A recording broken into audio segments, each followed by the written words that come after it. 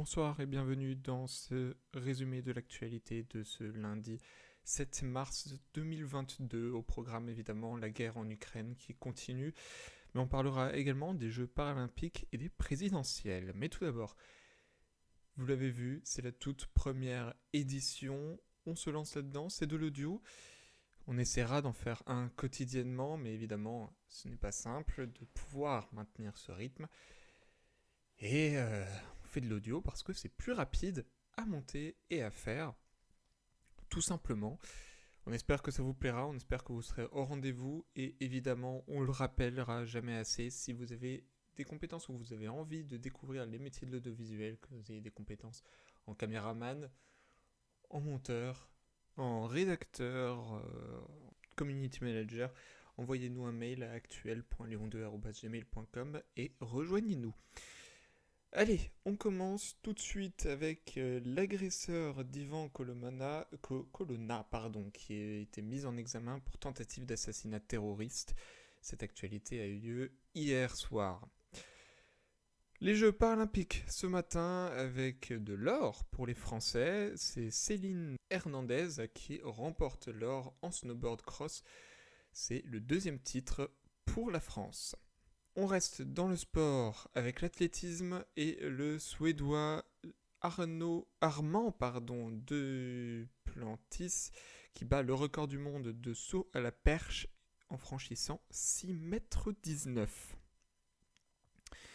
L'actualité, c'est malheureusement la guerre en Ukraine qui continue et le bilan humain qui s'alourdit. Selon l'ONU, 406 personnes sont mortes et 801 ont été blessées. La Russie a établi une liste de pays hostiles, d'après ces termes, dont la France. Ces pays pourront être remboursés en roubles. Dans la liste, il y a aussi des pays de l'Union européenne, l'Australie, le Royaume-Uni, le Canada, Monaco, la Corée du Sud, les États-Unis, la Suisse et le Japon. Ces premières réponses aux sanctions internationales contre Moscou. On rappelle que les États figurant sur cette liste pourront être remboursés en roubles, une monnaie qui a perdu 45% de sa valeur depuis janvier. Kiev refuse les couloirs humanitaires vers la Biélorussie et la Russie proposés par Moscou. Les civils évacués des villes de Kharkiv, Kiev, Mariupol ou Soumy n'iront pas en Biélorussie pour ensuite prendre l'avion et aller en Russie, a annoncé la vice-première ministre ukrainienne. Le représentant russe dans les pourparlers entre Moscou et Kiev a accusé l'Ukraine d'empêcher l'évacuation de civils des villes en proie au combat, dénonçant un crime de guerre. De son côté, Emmanuel Macron dénonce le cynisme moral et politique de Vladimir Poutine. Au moins 5000 manifestants ont été arrêtés dans 69 villes de Russie dimanche, affirme l'ONG OVD Info, spécialisée dans le suivi des manifestations.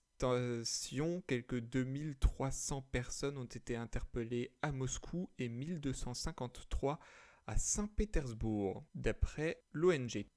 L'Union européenne a lancé l'examen des candidatures de l'Ukraine, de la Géorgie et de la Moldavie, annonce la présidence française du Conseil de l'UE. Ces trois pays ont déposé leur recours de demande d'adhésion à l'Union européenne après le début de l'invasion russe en Ukraine. On passe au présidentiel, cette fois-ci avec Philippe Poutou qui valide ses 500 signatures. Il est donc officiellement candidat à l'élection présidentielle de 2022. C'est la fin de cette édition du 7 mars 2022. On espère que demain, l'actualité sera un peu plus réjouissante. Nous, en tout cas, on espère pouvoir vous redonner rendez-vous demain. Bonne soirée à tous.